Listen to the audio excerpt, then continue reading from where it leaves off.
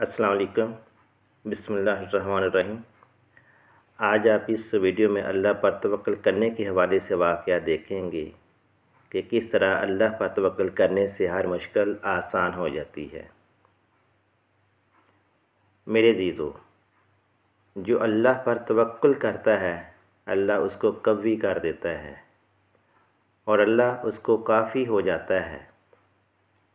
हदीस है कि अल्लाह पर तवक्कुल सीख लो, सबसे ताकतवर बन जाओगे।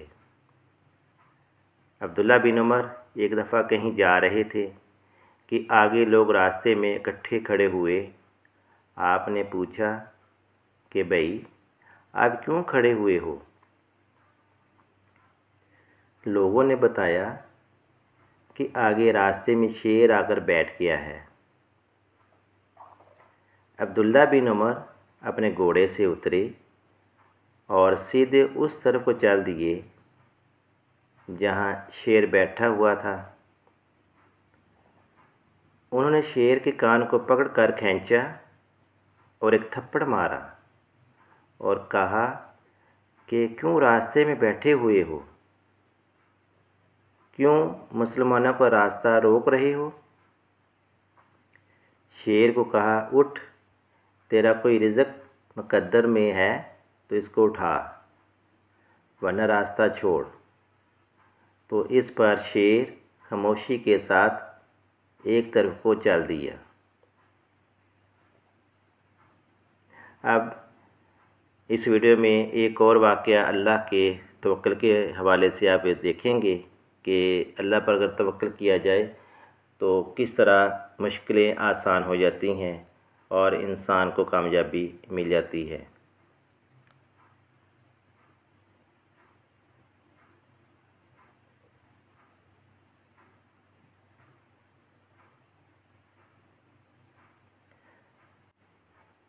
अबुल हसन अज़्ज़ाहिद ने वक्त के बादशाह अहमद बिन तौलोन को किसी बात पर टोका तो बादशाह को गुस्सा चढ़ गया।